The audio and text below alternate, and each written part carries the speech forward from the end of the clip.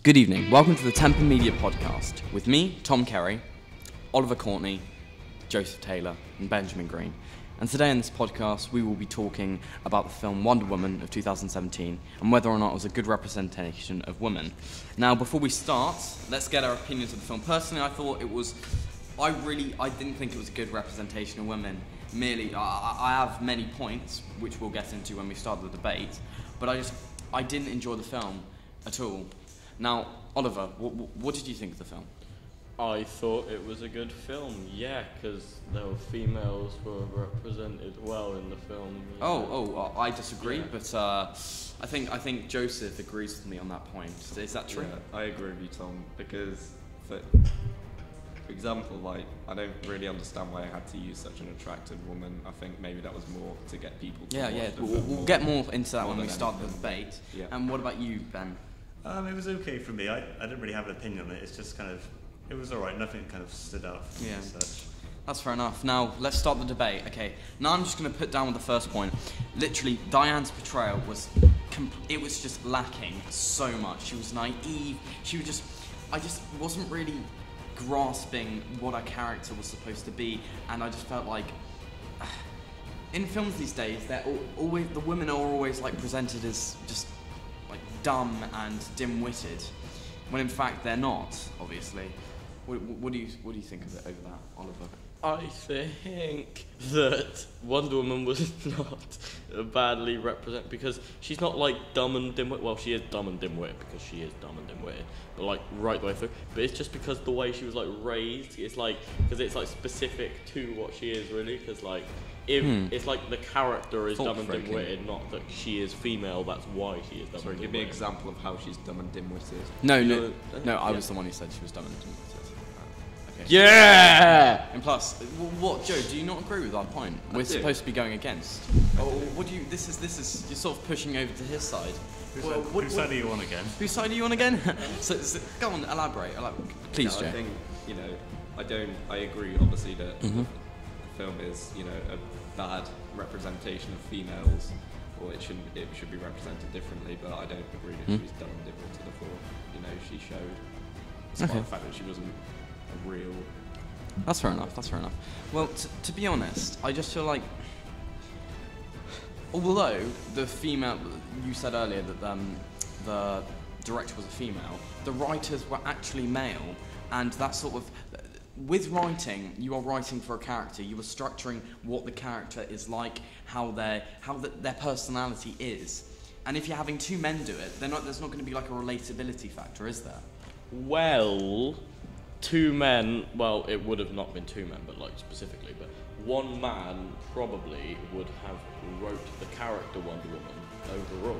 So if a different person who happens to be female or male, who doesn't know the character as well, they could just destroy the character and make it something that it would relate to the comics, would really get under a lot of nerds. Yeah, I see where you're coming from, Ollie. What about you, Ben? What do you think? I kind of get what you mean. She does feel a bit naive towards the beginning of the film, but she does develop a bit.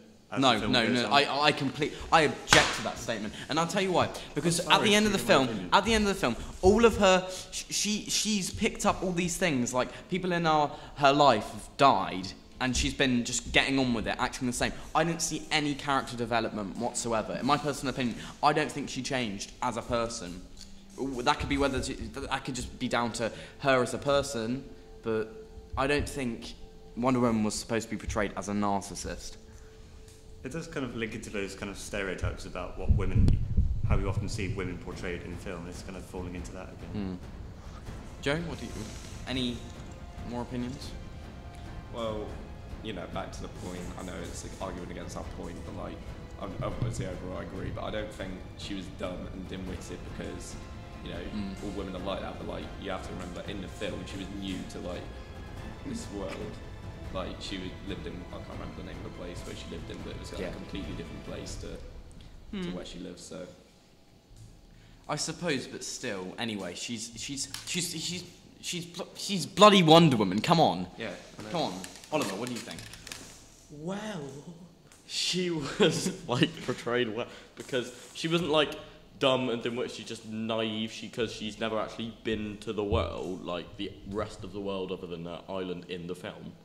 It would like you would be like if you were like raised in like a box, you wouldn't really know what the rest of the world was like.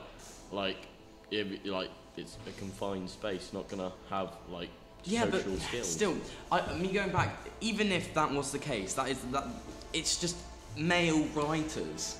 They're writing this stuff. They are structuring her character. No matter what, even if she was just like a normal person, they are going to contradict her character. And although this film did please a lot of feminists, it feels like these days films are made to please feminists when they should.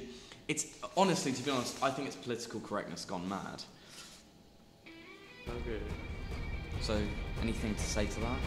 Well, basically, the males writers, like, there's no one like, they could just be like really feminist guys. It's not like all guys hate women. Some do, not all of them. I don't know how to respond to that. You sort of caught me out. Well, put it this way: if you were stuck in this studio all of your life, you wouldn't know what outside the studio is. Yeah, like. but come on, this is unfair. I'm sort of being ganged up on. Come on, Joe. Yeah. Come on. We're all siding against you at this point. I don't think you can write a film around pleasing one kind of.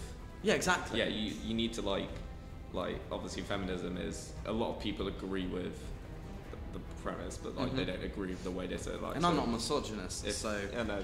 So if like they're not, if a certain group of, you can't write a film around pleasing one group of people because, you know, it's just, it wouldn't. I tell you, going back to your point you said about the whole Hollywood glamorization thing, right? The thing I completely agree with that. It was just, why can't they? I know this sounds sort of bad. Why can't they have an unattractive casting?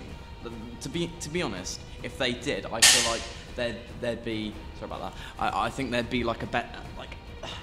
I don't know. There'd be more of a relatability factor with the audience because people are they're going to try and look up to her and think, oh, she's so much better than me and everything, and that I could never be that great. If she was unattractive and she maybe just made something good out of her life, even though she maybe it's hard to explain, but what I think is it's just Hollywood just giving all of us attractive actresses, and I think it's unfair. Well then, I think that there was a female director, and I think that she would have known that if not most, but some of the money that is going to be made off Wonder Woman will be guys who obviously find Gal Gadot mind-blowingly fit, and like they just want to see that, and because like that is going. You've to sort be of some contradicted of the money yourself, being, like, though. roped in. You've sort of contradicted yourself because think about it. You're basically backing up that point. Why can't she be unattractive? If this is that means that's a bad representation of a film. If men want to go to the cinema and watch Gal Gadot do all of that stuff, then that is bad because it's almost objectifying. Well, that's only like a fraction of the people watching the film. But the director, and I'm saying she because she is female, she would know that some of the money being made will be from that site. That if they didn't, if they had like a really, and this is gonna sound terrible because it is terrible, but if they had like a really like bad looking Wonder Woman, you're gonna have like those trailers come out, and that's they're just gonna. Some guys are just gonna go, nah. Exactly. But it just shows how manipulated the world is now these days. They expect it's just what it bothers me, and I'm not a feminist, but it just bothers me because I can understand how this film was made for feminists, and it's literally contradicting some of the feminist beliefs. So, anyway, coming towards the conclusion of our podcast, this has been very eventful. Now, Joseph, I'm still confused. Do you still stick with the whole against thing? I do? Okay. Like, back to the point of like the glamorization of Hollywood. Like, I think, it doesn't have to be either really attractive or really ugly. It could, there could always be a middle ground. Like, Wonder Woman doesn't have to be like really attractive or to counteract that really ugly. She could just be kind of okay looking because you know, I think more the reason why they made Wonder Woman, the cast of Wonder Woman, like, Exactly. like good looking was because I don't want to say because I don't know for definite, but like probably to get more people to watch it because you know I just think it's Okay. to get more people to watch. Well, good. What about you, Oliver? Are you still for the good, saying that it's a good representation of women? Yeah, I'm for, because like I get by what the director's cast choice was, because like he is meant to be like, he comes out at the end. Spoilers, dude. Like Joe. Yeah, this is a spoiler podcast. We forgot to mention that at the start. Because like We should play the it's disclaimer. a bit like, Should have. We'll just if put that at the beginning. she is a god, like basically she's like, I don't know, like half god or something. But if she is like that, you're not gonna have some really kind of like not good looking god. That's like the whole thing. Like they say, oh, she's godlike. Yeah, nice. Yeah. Okay. Yeah. Okay, that's fair enough. And But- Ben, you're still for. Yep, you're I'm still where I stand. Dolly. Okay. Well, this has been a very interesting podcast. At the end of the day, this is all subjective, so there is no right answer to opinions. But I think I have to thank you all for joining me today, Oliver, Joseph, Ben. We are Temper Media, and this was our podcast. I hope you enjoyed it. Goodbye. That could have been a lot worse. Yeah, That could have been a lot worse. was that 10 minutes? It wasn't. 10 minutes.